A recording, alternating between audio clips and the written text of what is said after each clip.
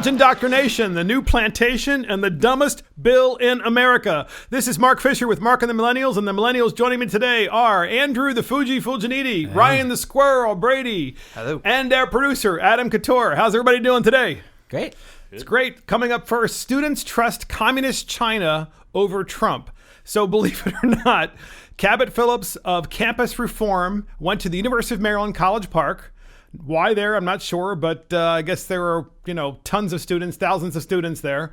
And he decided to ask them, do they trust communist China over Donald Trump? We have a clip on this. You have to listen to it to believe it. Here it is. Here on campus and about 100 other campuses around America, there are Confucius Institutes, the Chinese government essentially partnering with universities to, in their words, spread the Chinese culture, teaching Mandarin courses, cultural exchange, things like that. Now, 20 of these Confucius Institutes around the country have been shut down in the past few years because some people are worried that they could be centers for propaganda from the Chinese government.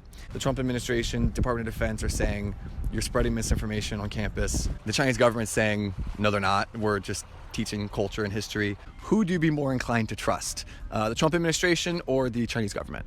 Chinese government. In this situation, probably the Chinese government. I don't know anything enough about the Chinese government to know if they have a reputation for honesty or dishonesty. But I know enough about Trump that he definitely has a reputation for dishonesty, so I wouldn't trust him. I think I'd do independent research on my own. Pick up a history book. Obviously, he's the leader of our country, but I guess I side with the Chinese in that I don't think it's propaganda. The Chinese government currently has about 2 million people in prison camps, and many of them Muslims simply for their faith. So how do we trust the Uyghurs? The Uyghurs, they're back they do again. That to their own people? I didn't say I would trust. I didn't say I would like to trust them. How can you trust them? Backpedal. Their word in this situation. Oh, sorry, can you repeat that? This is a government that routinely imprisons its own people, denies basic human rights, basic free speech rights. So can we really trust them? What would be your response to those people?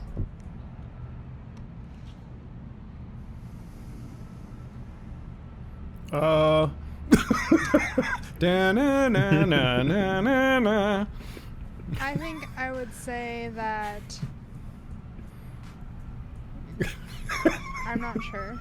Oh, that was a much better answer than the other answers, at least. So look, we just had the 30th anniversary of the Tiananmen Square massacre, of course, in China. China is a complete surveillance state, and here we have students, millennials. Well, these aren't millennials, of course, but these are younger than you guys, of course, but students nonetheless that are at a university saying, wow, we trust China more than we trust the United States of America. And we're talking about college indoctrination. How is that possible? Millennials, talk to me. This is disgusting. I feel like this is a bunch of students that are more concerned about presenting themselves as being woke and being culturally acceptable. They want to be woke and be that's the generation. But then you see them actually give them some information about they didn't know anything about the Chinese government, but they're more concerned about how they're perceived as an accepting group than they actually know. And as soon as they get the information, they're like, oh, wait, they're bad? Oh, so they could be worse than Trump, maybe. Yeah, exactly. That's not what my professor told me. Right. That's not possible. Go ahead, Squirrel. Come on. The Chinese, man. Hey, we just talked about the Uyghurs again. They just mentioned that right there. You're the expert. You're the Uyghur expert. I think we brought it up third time in this whole deal we had this podcast going. But honestly, it's like, I would trust the Russian Times as an unbiased news source, and that's me doing quotation marks, being funded by the Russian government. On top of that, well, Chinese, they censor all your thought, all your speech. They'll throw you in jail. They'll do something against you because you're being immoral to their society. They call themselves the Middle Kingdom now because they want the world to revolve around them. They're building the Belt of Pearls. If you look it up, they're going to all these third world countries, building seaports with long, century-long leases to put their Navy ships in there, high-speed rail, highways to connect them all around each other. We just, last podcast, talked about the anniversary of Tiananmen Square. You think any of their professors brought that up as a teaching moment to talk about why China has changed and how it's changed and what those people fought for, democracy and rights and stuff, and how it's different today? Of course not. And Andrew, you brought up a really great point. Fuji brought up this great point that they care about what people think about them. So therefore, the answer is always, well, I think most of the people I know don't like Trump. So that's what I'm going to say too. So would they also, if, China invaded the United States, God forbid, would they be there going, no, I can't say it's bad because I hate Trump more? I mean, really? I mean, I'm not really sure. I mean, you guys tell me. You're much more connected to this group of people than I am. I'd rather trust my own country than the Chinese. The Chinese are just going to take over the world anyways. They want to do that. Yeah, what's wrong with just saying I don't know anything about the question you just asked? Like they gave a ridiculous answer, and then they don't care to take the initiative and actually learn about it, and just say I don't know. So it's college indoctrination because they haven't apparently learned anything about history and about communism and socialism, because that should be at a minimum what you should be learning in high school and also, of course, in college. There should be required courses so you understand what the differences are between that governing style and the United States with democracy. To sum up China, just read about the Great Leap Forward and it will make it apparently very clear why you should not be favoring the Chinese over us at all. So next up, Gibson Bakery, which is in Oberlin, Ohio, was awarded $11 million in a false racial profiling case. Here's the background. 3 African-American students at Oberlin College in Ohio claimed they were victims of racial profiling after they were caught shoplifting in 2016. During the protests, the dean of students, Meredith Raimondo, drew up a flyer. You heard that right. The dean of students put together a flyer claiming that Gibson's Bakery had a history of racial profiling, which of course was not true. And that was according to the Chronicle Telegram, the local newspaper. The flyer also urged students to boycott the bakery. And ultimately, it was found that naturally the bakery was not racial profiling anyone. And in fact, they weren't the least bit interested in that. This is a bakery that's been in the family for generations, and they want to continue in that community. And they were awarded $11 million because the college itself got involved in basically boycotting the bakery to try to run them out of business, which is why the college was found liable. And we have a clip on this, and then we're going to talk about this after this clip about Oberlin. Mr. Gibson, almost 3 years now, this cloud's sort of been hanging over you guys. How's it feel to have it sort of dispelled at this point? Well, I'm still a bit in shock. I'm not quite sure yet. But it's a long time, and the stress put on the family's been terrific. So, what a relief. The other thing is you're catching your breath. Yeah. All the Gibsons ever wanted was to have the truth come out. Yes. All they ever asked from the beginning from Oberlin College was to use its power and influence and might and tell the truth. And that letter never came. Millennials, tell me what you think about this. Come on. I don't know anything about Oberlin College, but I'm assuming it's not terrific liberal arts college. Law school, because they don't know anything about due process. I mean, that's just like, are you serious? Gathering the evidence and always circumspect. Yeah, even if you're not in law school, you didn't teach anything about critical thinking skills here. You just told people to convict this bakery based on hearsay. Yeah, we're seeing that almost like that flip where it's like back in the day the teachers would always believe what the parents said, but now you're seeing the teachers believing the kids and then blaming the parents for something. Right. And it's like, what? Yeah, and we're talking about college indoctrination, and we had a college that had allowed the students, and the professors were involved as well, in making copies of flyers and then distributing the flyers throughout the community to boycott the bakery. And just put yourself in the shoes of the Gibson family. You've had this bakery for generations in your family, and the college is actually a customer, and the students are customers, and the next thing you know, you're being run out of business because of some sort of bogus claim, and you have an institution of higher learning going against you. In many cases, I'm pretty convinced that many of the professors were doing this for political reasons. They knew what they were doing was wrong. You got to feel pretty helpless as a small business. I'm assuming they're a small bakery, and you've got this giant institution which obviously has more weight and might than you would have. Exactly. And they go out against you. It's right. That's insane. I'll be beside myself. And Andrew said the word I was thinking of, helpless. I'll be like, I don't have the legal fees. I don't know how to pay for this. I don't know how to go against an institution that has that much money. How do you fight the public opinion battle at that point? That's what you lose. Immediately, you lose the battle of court of public opinion. Before we even started this podcast today, we were talking about cancel culture, where basically people can start Twitter storms, get people to rally this cry, even though it might be bogus or false, until they ruin your life, ruin your business, ruin your career. You could lose your job over this stuff, over just stating an opinion. Like even now, if someone took offense to this, worst case scenario, that could happen to us, but I don't think it would because we are pretty balanced in our discussion. But the problem is, you got these people that have this mobile device that can start a wave or movement, and then you can't defend it because it's he said, or he said, she said, or whatever you want to call that. If it was up to them, they would convict people based on the court of public opinion because it's effective, right? They can win the argument, whereas they're going to say, well, they're going to try and sow distrust in the current legal system because Trump appointed all these judges, right? They're conservative, so we can't trust them. So we just have to believe the people when we say they did it. Exactly. And speaking of college indoctrination, a professor is under fire for comments that he made about illegal immigration. An associate professor at Georgia's Gwinnett College is facing criticism after he said on social media, talking about social media, that illegal immigrants are a drain on the economy and the criminal justice system. Seems kind of obvious that that's the case. But Fang Zhu, a Chinese immigrant and President Trump supporter, told the Atlantic Journal-Constitution that he considers himself an active anti-illegal immigration activist. But Facebook comments he made recently about ghetto thugs and libtards kind of caught the attention of Georgia State Representative B. Nguyen, who demanded an explanation from the college.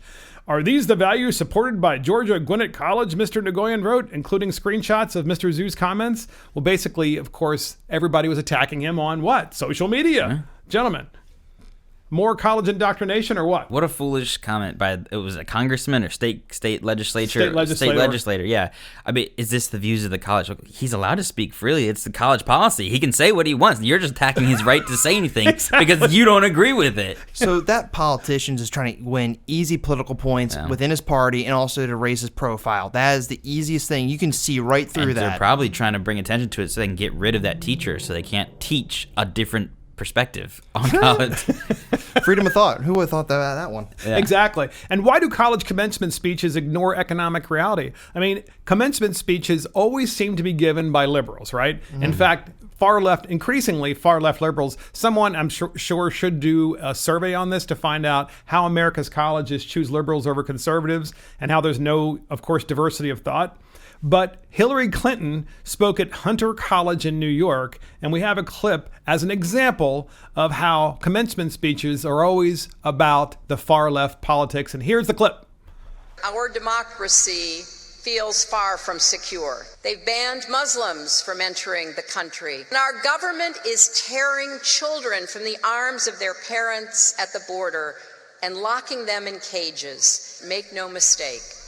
We are witnessing an assault on the rule of law and the foundations of our democracy. What do we do when people in positions of authority are not held accountable? When they defy requests from the Congress? When Facebook refused to take down a fake video of Nancy Pelosi? God help us. It wasn't even a close call. The video is sexist trash. And of course, in normal times, you would have a commencement speech that would be basically very enlightening and very aspirational to students about how they can make things better in their lifetime and how they can lift up everyone. But of course, instead, she just goes right for the jugular always, right? That's awful. I remember when I graduated, that's like, congratulations, you've done something amazing. Now you're going to go out into the world and make it better. Instead, she's like, you're about to walk the plank, and when you jump off, it's a world of doom. So I want to know, did she get paid, and how much did she get paid to do that commencement speech? Because I don't think Hillary Clinton would have went to any other college. I never even heard of her college, to be honest. It's probably New York somewhere, maybe. I don't know. Yeah, it's New York. Okay. Yeah. But basically, they probably had to give her an honorary PhD degree. She probably has a couple, maybe 30 of those now, and probably a couple $100,000 from all these commencement speeches she's doing. Just being honest here. We know she was also asked to speak at a cybersecurity symposium, and Greg Gutfield, Squirrel's a cybersecurity expert for everybody out there, just so you know. And Greg Gutfield on The Five said that it'd be like Michael Moore, the producer, speaking at Weight Watchers. Gotta love Greg Gutfeld on that one. Next, we have a local county clerk who won't give licenses to undocumented immigrants, no matter what New York state law says. And to set this up, New York state passed a law saying that if you're an illegal immigrant, you can receive a license if you apply for a driver's license, as long as you pass the test, naturally. And a local county clerk says, no, I'm not going to do it. We have a clip on that, and here's a clip. I'm going to refuse to issue a driver's license to anyone that comes into my office that can't prove to us that they're here illegally. The federal law says that we're not allowed to aid someone that comes in to our office if they're here illegally. So Rensselaer County Clerk Frank Marola says that if the legislation passes, he won't abide by the law. Gentlemen, thoughts on this? I have a different tact on this. Uh-oh, here comes the millennial. Come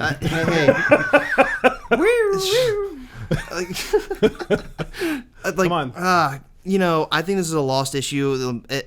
His stance, I can understand his stance, but honestly, illegal immigrants are getting licenses in almost every state they're in, or they're getting some workarounds from the state legislature.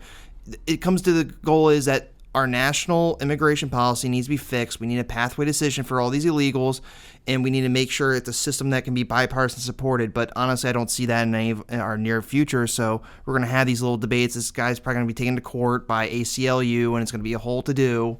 But that might be a good thing. I mean, absolutely. So we'll bring something out of it, for sure. One, I like that he's taking a stance, right? You got to take a stance sometimes. Yes. If you believe in something. You can't sit there and get railroaded by these state legislatures that think they can do whatever they want. True. The guy brings up a good point. There's federal law that says this can't happen. So if they do try and take it to court, maybe this will go to the federal level, and states will say, the feds will come down and say, no, you can't do that. This is federal law. That's a good way of looking at it, for sure. It's kind of what we need to have, I think. I mean, we need more clarity on this, because clearly, if we have people who are here illegally, they need to be sent back and to re-enter the country legally. And what you're saying is well, they're here already, they should be issued driver's license. I mean, to me, that's interesting, because I do hear this a lot from millennials, because millennials seem to be a lot, not all millennials, mind you, but many of them seem very squishy on this issue. What seems like such an overwhelming problem? Like, it's like, how do you, it's hard to wrap your head around. Like, how do you get them all back? I mean, the ones that are here, you're like, how could you possibly find them and send them back and fix this problem? Exactly. But you know what?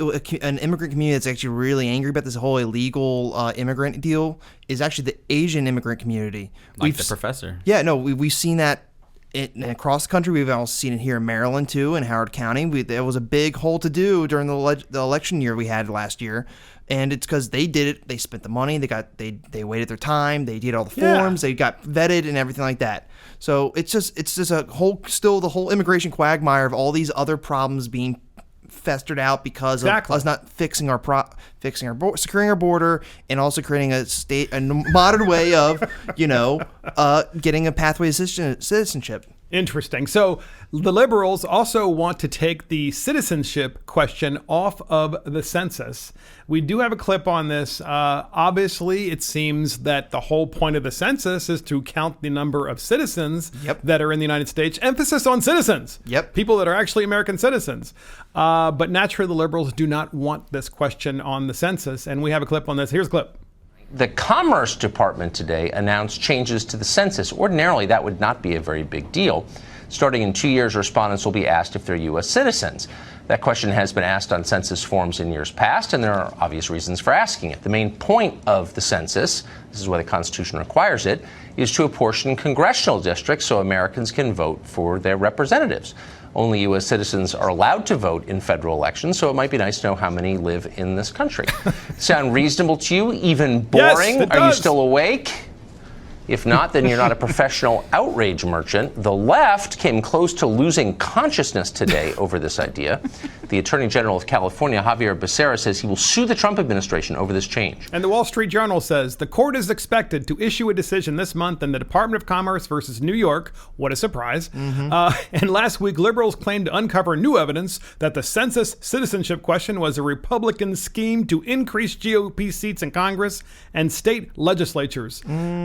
Well, isn't that what they're trying to do? They're trying to maintain their seats. They're basically trying to say that we don't have a border. We're a borderless country, and therefore anyone can come in, and the next thing you know, they can vote. And I don't know, isn't that exactly what they're trying to do? There's really no benefit to being a citizen? Gentlemen, millennials. I don't find an issue with this question at all. This question should be on the census. And honestly, if you have an issue with it, it's like, what's your issue? Are you afraid you're going to lose that constituent district because you're going to have less voters? Yeah, but what if someone's illegal in the household? They go, yeah, but I've got a driver's license. I live in New York. But then you're not a national citizen. You're not a United States citizen. You're a citizen of the state, maybe. And I don't know if you could even use that word because they could make the argument. Civilian. Yeah, they're not a citizen. Clearly. No. This is just one more step. All of these things work together. It's just one more step. They don't want these illegal immigrants to feel like they did anything wrong, right? They make them feel as comfortable as possible because we want them here and we want them in our districts to vote for us. Exactly. And speaking of working together, California Democrats agreed to pay $100 million annually for the health care of illegal aliens.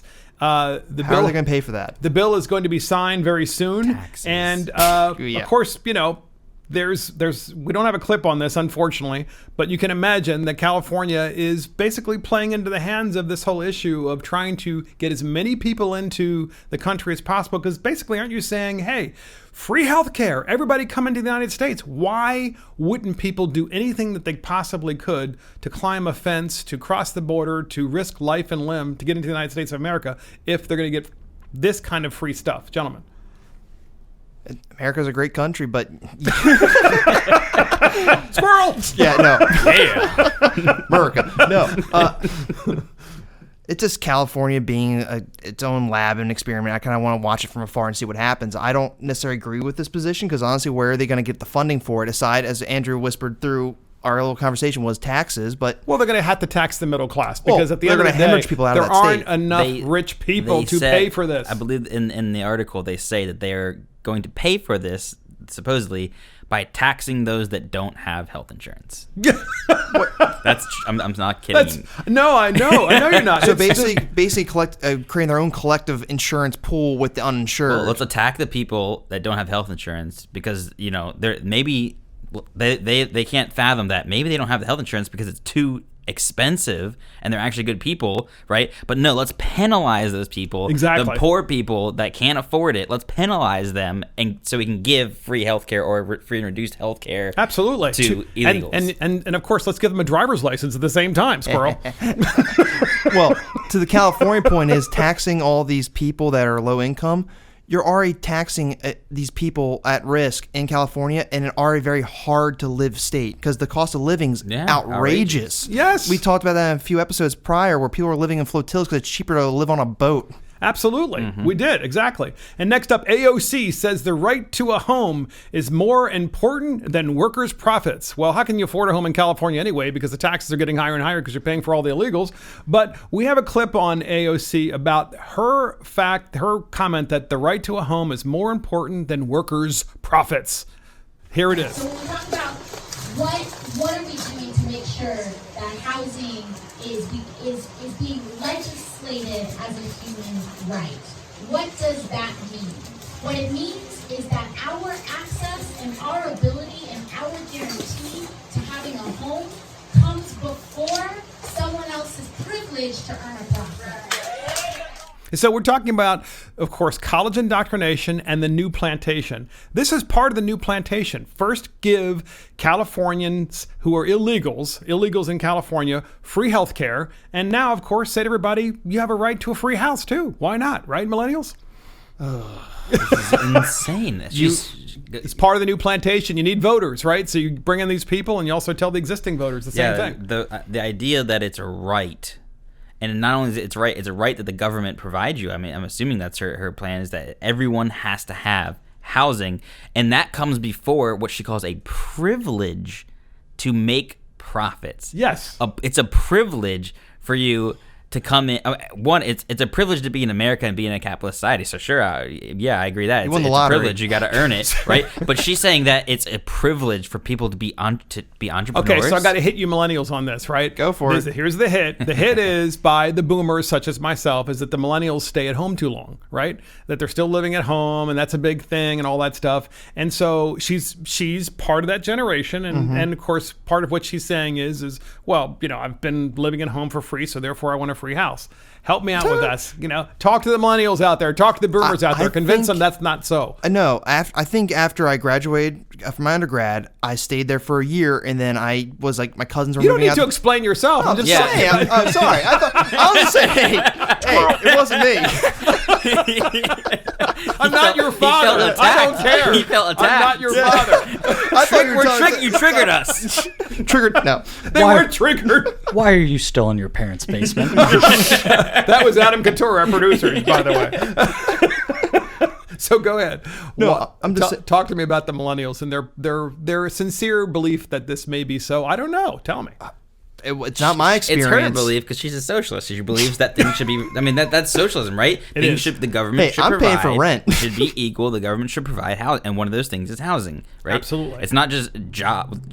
Everyone should have a job. Everyone should have housing. Everyone should be equal. Same amount of food, everything, but it has to be culturally specific. And she's virtue signaling to basically people who are not American citizens across the world. Oh, by the way, this is part of the lineup of the things you're going to get when you come here, of course, and that is, among other things, free healthcare, and now, of course, free place to live. Basically, how long? How long is that going to last? Entrepreneurship is put on the back burner to making everything equal, is what she's saying. She's saying it's a privilege. Once we get to the phase where everyone's equal, then you have the chance to maybe excel. That's but then how do we equal if you're going to let people, Some people are going to excel better than the others. You may give everyone a even starting field, but some may actually actualize and exceed way more than the other person. You're going to still have disparity. Right. Classic Marxism. Each person works according to their ability and takes according to their need. It's essentially what she said in that clip. Identical. So we have Bernie Sanders next up, who says the Soviet Union and Venezuela are not examples of socialism.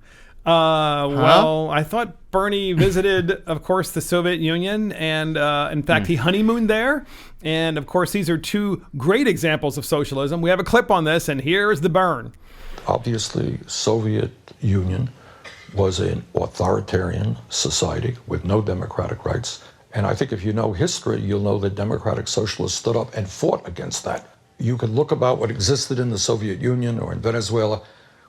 That is not what I'm talking about at all. So no one's going to the gulag?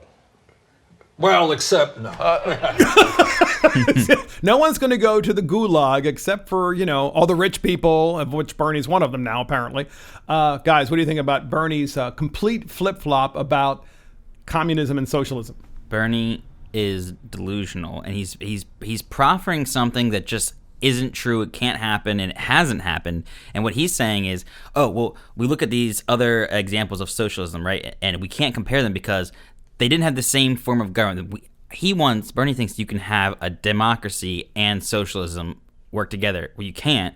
And the thing is, Russia, for example, he's like, they were authoritarian governments. Like, well, Marx, the father of socialism, he termed socialism the first phase of communism. Yes. Where socialism goes, communism follows, right? That Very authoritarian leader. And he thinks that socialism can exist in a democracy, and it can't. Of course it can. That's why those countries that have implemented socialism have those authorities. People seize control of this massive government that controlled everything. Well said. Well said. It's a machine, and it's hungry, and you're not going to satisfy it. It's going to destroy everything if you actually implement socialism. Because we've heard so far, just this podcast, we've heard California wants to give illegals free healthcare. We've heard AOC, she wants to give people free places to live. And now, you have Bernie Sanders, who's backing off on pure socialism, Marxism, communism, saying, well, those aren't great examples because those are failed states. I'm talking about the states that have succeeded. Name a state that succeeded under communism and socialism. You know how you get millennials to not want socialism, or at least take a second thought, is tell them, if we expand government control and a government provides everything, there is the possibility that one individual could take control and be authoritarian. See, it's happened in history, and that person could be Trump. Do you want that? Do you want Trump to be control of your housing, your food, and everything? Yes, because remember, they might be like, College Park says that Trump is more dangerous than China, remember? Yeah. Donald Trump is much more dangerous. So next up, we have the dumbest bill in America. We need music for that eventually, but I know we don't have it. We have the dumbest bill in America, and that is Congresswoman Rashida Tlaib from Michigan introduced a bill this week to provide national universal basic income to middle and lower income Americans. We actually don't have a clip from her, but universal basic income is essentially giving people a check each month for doing nothing and just saying, hey, here's some money and you get to live on this for doing nothing, and everybody gets it, not just you. In her case, it would be, however, for middle and lower income Americans. And Andrew Yang, who's running for president of the United States, is a businessman. He's a Democrat. Andrew Yang, we have a clip from him talking about universal basic income. Let's hear Andrew Yang's clip. Meet Andrew Yang. You may not have heard of him before, but the 44-year-old tech exec has been running for president since 2017 on one big idea: universal basic income. He calls it the freedom dividend. Imagine being able to look your teenage son or daughter in the eye and say, starting at age 18, you will receive $1,000 a month from your country because your country loves you, your country values you, and you are just as American as everyone else.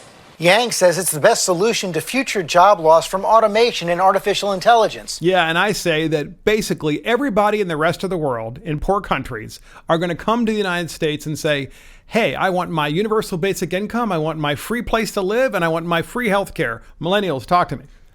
I think you have to be a citizen to receive that. Are you for UBI, universal basic income? Why?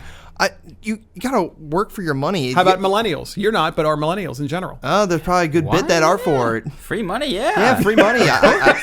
It's not accountable. I don't have to do anything to receive it. Yeah, that's the thing. You don't have to do anything to receive it. I mean, look, this has been tested. Finland did it. They did a whole year's test, and they gave two test groups. One group gets money for nothing, no requirements, no strings attached. The other group had to, search for a job. They wanted to see who would be more likely to go and actually find a job and be more productive. They found that both groups were just as, the equal in whether or not they, wanted to go get a job and was productive. They only found that the group that was getting free money was happier. I mean, that's the finding. Seriously, that's what they found. That's right. Give me my money. Yeah. Squirrel, come on. From Andrew Yang, the Andrew Yang clip, so he said $1,000 a month per person. Yes. So that's $12,000. You are below the poverty line. So I don't know how you can live off of $12,000 a year. Like, but we're talking about the new plantation, and the whole idea of this money is to basically to get people hooked on this. And remember, there's no requirement in his proposal or in Rashida Tlaib's proposal, which of course is the dumbest bill in America, to work. There's no requirement to do anything. It's just like, yeah, I'm going to sign up. Give me the money. Right? Maybe clean up your neighborhoods as a trade-off for that. So you're actually making the place where you live. I don't know. There should be. It's like it's a different form of welfare basically. So it's welfare, yeah. But where are we going to get the money though? We're $24 trillion in debt. I'm still worried about that. And you should be, because your generation's going to be paying the price. There's no. Thank you very much, Mr. Boomer. Thank you. I'm on the correct side, though. I'm on the side that's trying to stop all of the spending. So, next up, the Democrats. This is hard to believe, guys. In light of all that we've just talked about all the free stuff, well, the Democrats, who control the House of Representatives, want to give themselves a raise. What a surprise. And AOC, who is basically vilifying success. Companies shouldn't have profit. And before that happens, of course, we should have people have free housing, and there should be free health care, and you should get $1,000 a month. Well, here's AOC talking about her own raise now that she's a member of Congress. Let's go to the clip. Why there's so much pressure to turn to lobbying firms and to cash in on member service after people leave because precisely of this issue. So it may be politically convenient, and it may make you look good in the short term for saying, we're not voting for pay increases, but we should be fighting for pay increases for every American worker. We should be fighting for a $15 minimum wage pegged to inflation so that everybody in the United States with a salary, with a wage, gets a cost of living increase. Members of Congress, retail workers, everybody should get cost of living increases to accommodate for the changes in our economy. And then when we don't do that, it only increases the pressure on members to exploit loopholes, like insider trading loopholes, to make it on the back end. So do you think there's a tendency of members to obviously take it out on this institution because it's an optics issue? They don't want to seem like that. And that's my issue, is that it's superficial.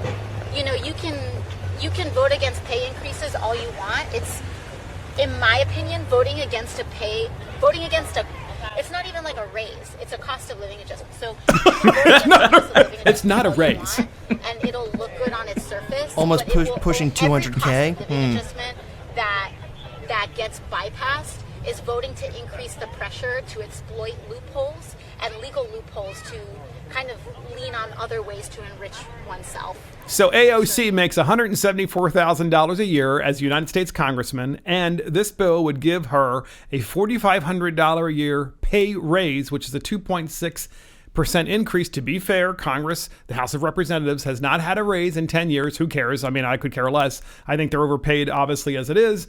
But she's already making $174,000. And she says, well, it's not really a raise. And she's under 30. Exactly. Well, you know, the man, she was a bartender, of course, last year. So guys, talk to me about this. Couple things come to mind. One, it's not supposed to be a career. Thank you. Well said. Go back to your homes. Yep. Two, yeah, exactly. I'm so sorry. I feel bad for you that you can't afford your 2 houses now that you need to have 2 places to live. Sorry. Yep. And 3, their arguments for the raise are ludicrous. I applaud AOC. I do for that argument because she's just like, well, I'm for all raises for everyone. So it's like, why wouldn't I be for myself? I'm like, okay, it's solid, good try. But no, Steny Hoyer in Congress is saying, well, the reason we need it is because we can't pay our staff more than we are paid ourselves. Well, then change the law that says that and pay so you can pay your staff more if they deserve it and cap what you make. Exactly. Yeah. And Hoyer, of course, he has been in Congress. Actually, he's been in politics his entire adult life because first he was in the Maryland legislature and then, of course, the United States Congress. And he's the number 2 man in leadership. He's the House Majority Whip, of course, United States Congress.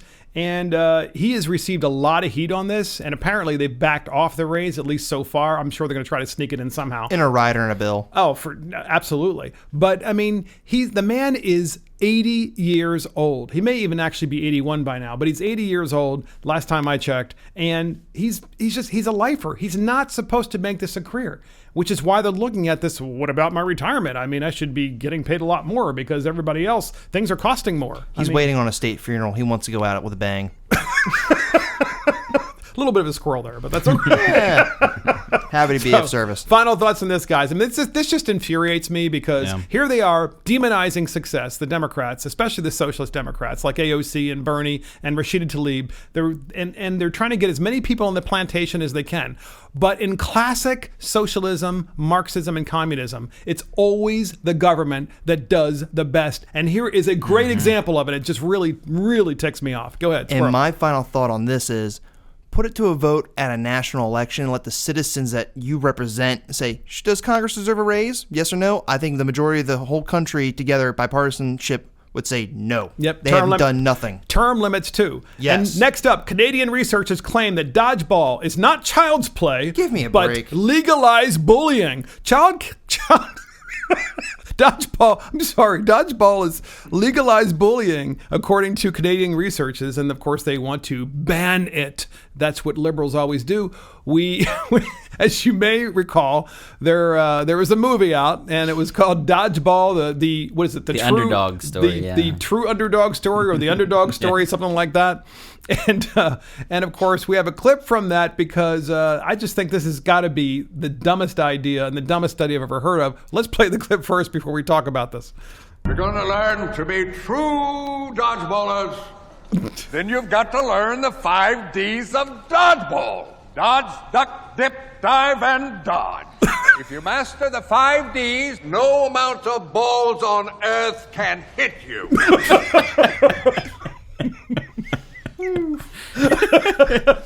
Classic. Think of all the poor Canadian children now that won't know what to do with all those balls. So I'm going to hit at the millennials on this because as a boomer, we always played dodgeball. And to me, I think you guys have to appreciate this, right? Because to me, as you are playing dodgeball in elementary school and middle school, you always have these folks who are growing up faster than everybody else. They're taller, they're bigger, maybe they matured faster than everyone else. And what you do, dodgeball teaches you how to survive in a situation and try to win a game. I mean, you learn how to get behind people, you learn how to go to a corner, you learn how to do a lot of things to be able to survive. It's part of the survival of the fittest, which is what life's about. Exactly. So and my hit on the millennials before I turn over to you guys is, Is this really a millennial thing where millennials are like, oh no, we can't do this. Oh my gosh, it's too hard. Are you trying to tell us that we can't learn those same skills from Connect 4?